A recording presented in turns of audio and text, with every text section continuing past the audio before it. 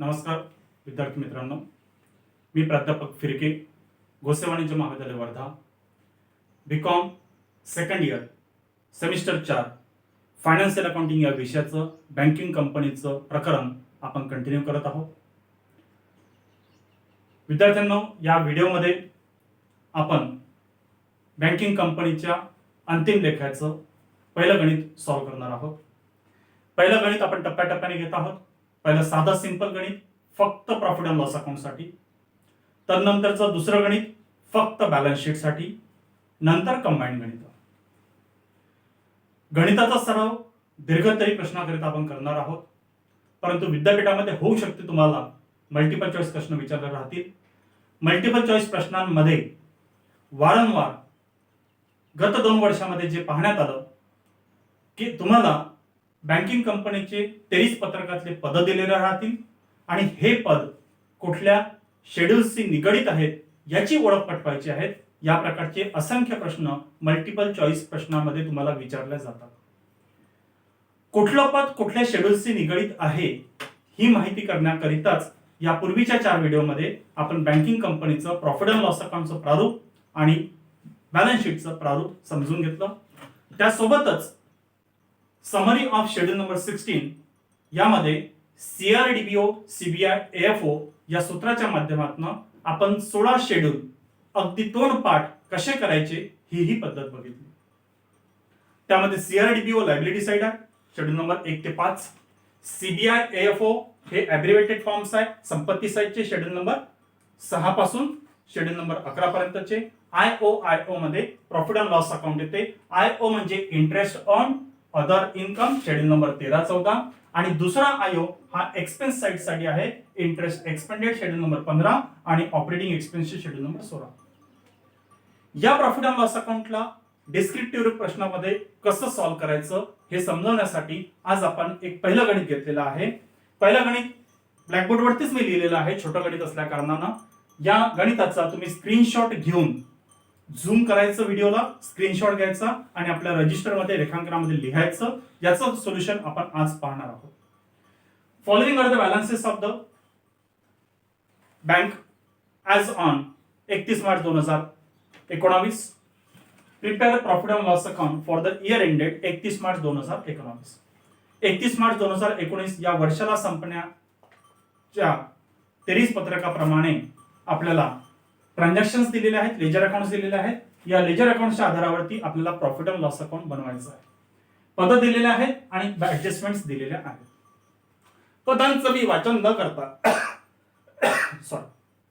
हे एक पद सोल्युशन मध्येच आपण समाविष्ट करून घेऊ. गणित दिल्यानंतर सोल्युशनचा भाग आपला इथून सुरू झालेला आहे. सोल्युशन मध्ये पहिल्या पेजवरती आपल्याला काय करायचे आहे, टिप्पण्या लिहायच्या आहेत, वर्किंग नोट्स करायच्या आहेत. ह्या वर्किंग नोट्स गणिताचा सोल्युशनचा भाग आहे.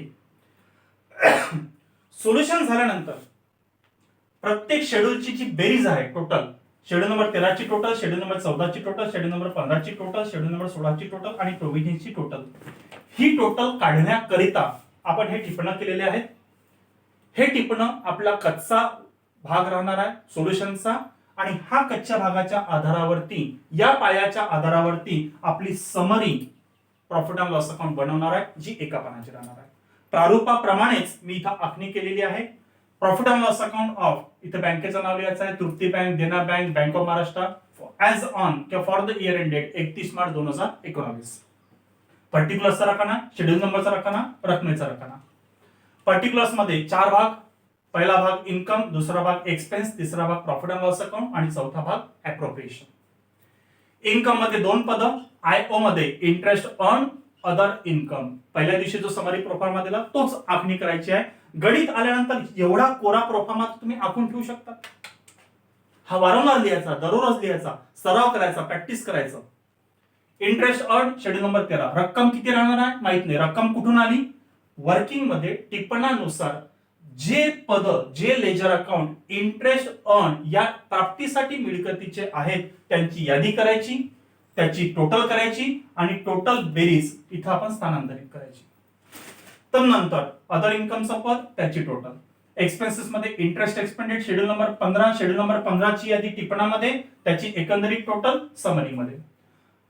Operating expenses schedule number 16 total कच्च्या प्रारूपानुसार त्याची टोटल लिहायची आणि प्रोव्हिजन्स अँड कॉन्टिन्जन्सी मध्ये ज्या प्रोव्हिजन्स करायला सांगितलेल्या आहे ऍडजस्टमेंट नुसार समायोजनानुसार त्याचं वर्किंग नोटची टोटल इथे लिहायची. टोटल इन्कम आणि टोटल एक्सपेन्सेस ही झाली टोटल उत्पन्नाची बाजू, ही झाली टोटल खर्चाची बाजू. टोटल उत्पन्नामधनं टोटल खर्च वजा होऊन बँकिंग कंपनीचा नफा किंवा तोटा. तिसरा भाग नफा झाला की तोटा झाला. यामध्ये दोन पद राहतील, एक बॅलन्स ब्रॉट डाऊन मागच्या वर्षीचा नफा, मागच्या वर्षीचं क्लोजिंग बॅलन्स, या वर्षीचं ओपनिंग बॅलन्स राहिला आहे. दुर्दैवानं या गणितामध्ये ओपनिंग बॅलन्स दिलेला नाही आहे म्हणून ओपनिंग बॅलन्सची किंमत 0.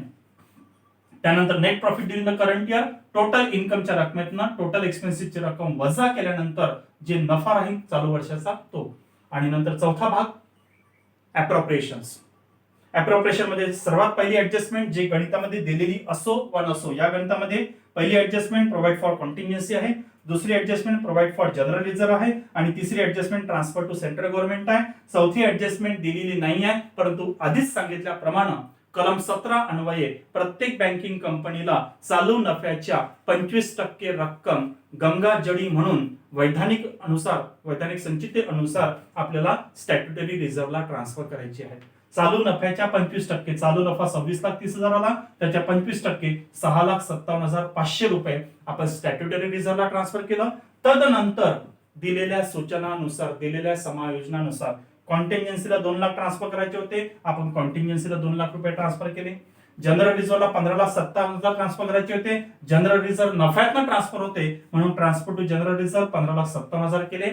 आणि transfer to central government 2 lakh आहे, हेही नफ्यातलं विभागणी आहे म्हणून transfer to central government 2 lakh रुपये ट्रान्सफर केले. ह्या 3 रकमा ट्रान्सफर झाल्यानंतर उर्वरित बॅलन्स रक्कम शिल्लक रक्कम balance carried down to balance sheet राहील. ही शिल्लक रक्कम आहे, हा तुमचा प्रॉफिट अँड लॉस अकाउंटचा निव्वळ नफा आहे. Retain earning surplus balance transfer to balance sheet. Balance sheet मध्ये कुठे ट्रान्सफर करायचा आहे? Balance transfer to balance sheet under schedule number 2. Schedule number 2 च्या यादीमध्ये याला समाविष्ट करायचा आहे. बॅलन्स ट्रान्सफरची रक्कम आली 2,15,500. या प्रकारे summary profit and loss account बनवायचं असतं. प्रारूप लक्षात आलं, आकडे लक्षात राहिले. सगळ्यात महत्वाची मेन पायाभूत स्टेप्स टप्पा म्हणजे हा आपण समरी चार्ट तेव्हाच बनवू शकतो जेव्हा आपले टिप्पण झालेले आहेत आणि टिप्पण तेव्हाच बनवू शकतो जेव्हा आपल्याला दिलेल्या पदांचं प्रॉफिट अँड लॉस अकाउंटच्या नफ्याचे 2 पद, प्राप्तीचे 2 पद, इंटरेस्ट अर्न आणि इंटरेस्ट एक्सपेंडेड आणि खर्चाचे 2 पद, इंटरेस्ट एक्सपेंडेड आणि ऑपरेटिंग एक्सपेन्सेस याची विभागणी करता आली पाहिजे. पुन्हा एकदा रिव्हिजन साठी सांगतो आहे, बँकांचा मेन इन्कम कशापासून आहे? इंटरेस्ट अर्न पासून. इंटरेस्ट कशावरती प्राप्त होणार आहे? बँकांना दिलेल्या कर्जावरती ग्राहक कर उत्पन्न देतील आहे. आणि बँकांचा मेन खर्च काय राहणार आहे? तर बँकांचा मेन खर्च राहणार आहे इंटरेस्ट पेड. बँका कुठल्या रकमेवरती इंटरेस्ट पेड करतील आहे? तर बँका ह्या ठेवीवरती इंटरेस्ट पेड करतात. ठेवी ही सेव्हिंग अकाउंट असेल, करंट अकाउंट असेल, फिक्स डिपॉझिट असेल किंवा रिकरिंग डिपॉझिट असेल, या ठेवींवरती बँक इंटरेस्ट पेड करते. म्हणून इंटरेस्ट पेड 2 रकमेवरती राहू शकतो. Interest paid on various type of deposit आणि इंटरेस्ट पेड ऑन बॉरोविंग. तदनंतर ऑपरेटिंग एक्सपेन्सेस देखरेखचा प्रासंगिक प्रशासकीय खर्च, हा ऑपरेटिंग एक्सपेन्सचा भाग आहे, हे खर्चाचे पद आहे. आता शेड्यूल नंबर 13, 14, 15, 16 ची ओळख तुम्हाला झाली. 13, 14 उत्पन्नाचे पद आहेत, 15, 16 खर्चाचे पद आहेत, 13व इंटरेस्टचं पद आहे, 15व इंटरेस्टचं पद आहे, अदर इन्कम 14 मध्ये, अदर एक्सपेन्सेस 16 मध्ये. यानुसार आपण ही विभागणी करूया आणि विभागणी करत असताना प्रश्नपत्रिकेवरती पेन्सिलने त्याचं मार्किंग करायचं आहे. शेड्यूल नंबर 13, 14, 15, 16 चे आकडे लिहायचे आहेत. 13 ची यादी 13 मध्ये करा, 14 ची यादी 14 मध्ये करा, 15 ची यादी 15 मध्ये करा, 16 ची यादी 16 मध्ये करा. यादींच्या टोटला करा, टोटल समरी मध्ये सॉल्व्ह करायची आणि गणित तुमचं फिनिश झालं. विभागणी कशी करायची हा मूळ भाग आपण आता पाहून घेऊया. पहिला आयटम तुम्हाला दिला होता गणितामध्ये, इंटरेस्ट ऑन लोन, कर्ज दिलेलं आहे. मी आताच तुम्हाला सांगतोय, पुन्हा एकदा रिव्हिजन करूया आपण. इंटरेस्ट पेड आणि इंटरेस्ट रिसिव्ड जे वारंवार कन्फ्युज होणारे पद असतात. लायबिलिटी वरती इंटरेस्ट पेड राहतो, इंटरेस्ट एक्सपेंडेड राहतो, तो राहील शेड्यूल नंबर 15. हा कशावरती राहतो? इंटरेस्ट पेड ऑन डिपॉझिट्स आणि इंटरेस्ट पेड ऑन बॉरोविंग. संपत्तीवरती, ऍसेट्स वरती जी आपलं गुंतवणूक आहे, गुंतवणुकीवरती आपल्याला काय भेटते, गुंतवणुकीवरती आपल्याला व्याज प्राप्त होतं, म्हणून ऍसेट्सच्या पदांवरती इंटरेस्ट हा रिसिव्ड असतो, प्राप्ती असते. प्राप्ती म्हणजे उत्पन्न आहे. उत्पन्न म्हणजे याचा शेड्यूल नंबर कुठला राहणार आहे, 13 आहे. प्राप्तीचे मेन स्त्रोत काय राहणार आहे, loans and advances. Loans and advances, दिलेल्या कर्जावरती प्राप्त झालेलं उत्पन्न. कर्जाची पद कोणते राहू शकतात, कर्ज बँक 4 पद्धतीने देतात. पुन्हा एकदा लिस्ट वारंवार करून घ्यायची, ठोकून पिटून लक्षात ठेवायची. लोन्स अँड ऍडव्हान्सेस मध्ये 4 पद राहतात. Term loan, demand loan, bank overdraft आणि कॅश क्रेडिट. व्यावसायिकाला शॉर्ट टर्म लोन हे आपण सीसी लिमिट म्हणतो आणि ओडी लिमिट म्हणतो. ओडी म्हणजे काय, बँकांचा उचल, बँक ओव्हरड्राफ्ट. कॅश क्रेडिट स्टॉकच्या वरती जे दिलं जातं, म्हणून सीसी वरती ग्राहक बँकांना कर्ज पेड करते, बँकेला हे प्राप्ती आहे. म्हणजे interest on cash credit, interest on term loan, interest on bank overdraft, हे सगळे कर्जाचे पद जे आहे हे शेड्यूल नंबर 13 मध्ये येतात. याच्या सोबत डिस्काउंट रिसिव्ह. 15 मध्ये काय राहतं, इंटरेस्ट पेड. पेड कशावरती राहिला, डिपॉझिट्स. डिपॉझिटचे 4 प्रकार, पुन्हा एकदा उजळणी करूया. डिपॉझिट 4 प्रकारचे, FD, RD, saving account, current account. मुदत ठेव, आवर्ती ठेव, बचत खाते आणि चालू खाते, या 4 ठेवींवरती बँक ग्राहकांना कर्ज देते, म्हणून तो काय झाला, एक्सपेन्सेस पेड म्हणून 15 मध्ये. आणि कर्ज देण्याकरता ठेवी जर का कमी पडल्या तर दुसऱ्या बँकांकडनं कर्ज, बँक बॉरोविंग करायचं, बॉरोविंग वरती सुद्धा इंटरेस्ट पेड राहतो. सरावासाठी तुम्हाला याची विभागणी करून देतोय आणि त्या प्रकारे लिस्ट बनवायच्या आहेत. Interest on loan schedule number 13, आपण शेड्यूल नंबर 13 मध्ये घेतला interest on loan. Interest on fix deposit, deposit वर आताच आपण म्हटलंय, डिपॉझिट वरती काय, इंटरेस्ट पेड शेड्यूल नंबर 15. 15च्या यादीमध्ये याला समाविष्ट करायचा आहे 31,70,000ची रक्कम 15च्या यादीमध्ये आपण घेतली आहे. कमिशन अदर इन्कम आहे, अदर इन्कम म्हणजे schedule number 14. Schedule number 14 other income. Bank DD काढून घेते, कमिशन पेड करते. ओव्हरड्राफ्ट बँक तुम्हाला कर्ज देते, बँक तुम्हाला एक्सचेंज करून देते. ज्या प्रकारच्या सेवा बँक तुम्हाला प्रोव्हाइड करते त्या सेवांवरती बँक काय करते, कमिशन चार्ज करते.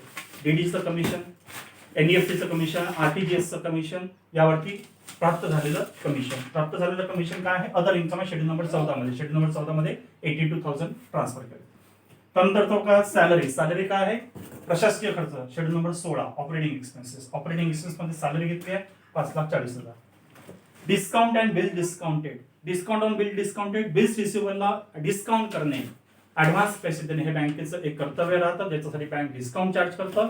हे एक प्रकारची प्राप्ती आहे, ही सुद्धा शेड्यूल नंबर 13 मध्येच घ्यायची आहे. शेड्यूल नंबर 13 मध्ये डिस्काउंट. डिस्काउंटची रक्कम किती आहे, 10,60,000. 10,60,000 डिस्काउंट रिसिव्ह, हे पद आलं. Interest on cash credit, CC limit. CC कशामध्ये आहे, loans. Interest on cash credit, CC वरती इंटरेस्ट पेड केला, कोणी ग्राहकाने पेड केला, बँकेला प्राप्त झालेला आहे. Interest on cash credit schedule number 13 मध्ये समाविष्ट होतो, 22,30,000ची रक्कम. Rent and lighting operating expenses आहे शेड्यूल नंबर 16, प्रशासकीय खर्च 16 मध्ये. Rent and lighting 1,80,000. Interest on overdraft, ग्राहकांना ओडी दिलेला आहे, ग्राहकांनी बँकेला कर्जांवरती व्याज दिलं, व्याज प्राप्तीचा आयटम आहे शेड्यूल नंबर 13, 15,40,000. डायरेक्टर फी प्रशासकीय खर्च आहे, operating expenses schedule number 16. Schedule number 16 मध्ये 30,000ची यादी. Director fee schedule number 16. Audit fee schedule number 16. Audit fee schedule number 16.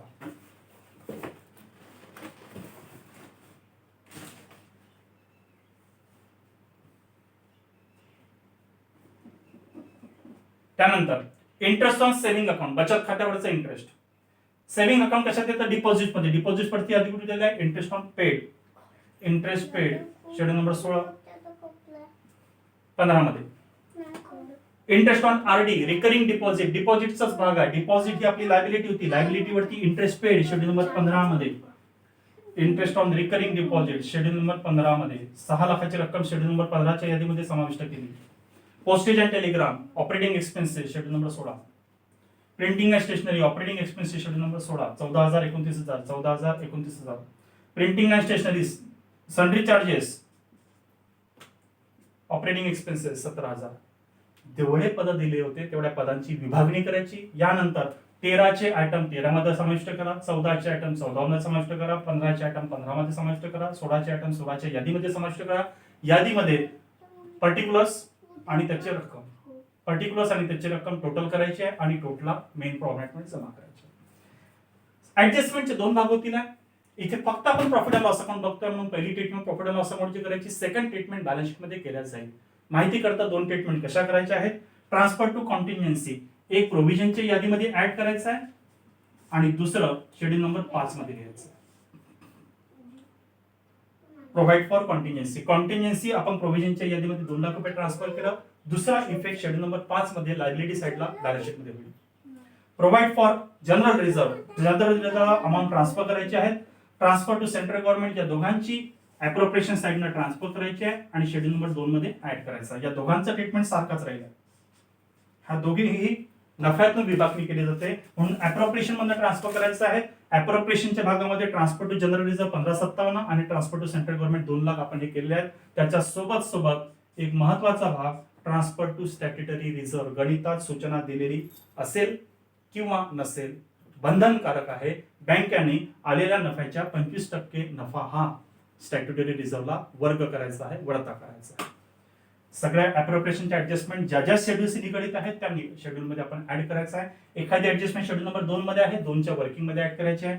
एखादी ऍडजस्टमेंट शेड्यूल नंबर 5 मध्ये आहे, 5 मध्ये ऍड करायचं आहे. आपण इथे फक्त कॉन्सन्ट्रेट केलेला आहे शेड्यूल नंबर 13, 14, 15, 16 प्रॉफिट अँड लॉसशी निगडित. ज्या तुमच्या टिप्पण्या झालेल्या आहेत त्या टिप्पणांच्या टोटल किती आली आहे. 74,20,000 शेड्यूल नंबर 1, 74,20,000 आपण शेड्यूल नंबर 1 मध्ये ट्रान्सफर केली.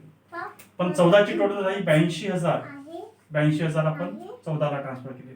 15ची टोटल 38,50,000, 16ची टोटल 8,22,000, कॉन्टिन्जन्सीची टोटल 2 लाख. या प्रकारे मेन टोटलला शेड्यूल नंबर 13, 14, 15, 16 आणि प्रोव्हिजन्स मध्ये ट्रान्सफर केल्या. टोटल उत्पन्न काढलं 75,02,000, टोटल एक्सपेन्सेस काढले 48,72,000.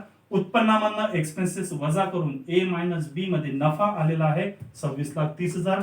मागील वर्षीचा नफा 23 पत्रकामध्ये जर का प्रॉफिट अँड लॉस अकाउंटचं ओपनिंग बॅलन्स दिला तर क्लोजिंग बॅलन्स ट्रान्सफर करायचा आहे. तिसऱ्या भागाची टोटल 26,30,000, चौथ्या भागाची टोटल 26,30,000.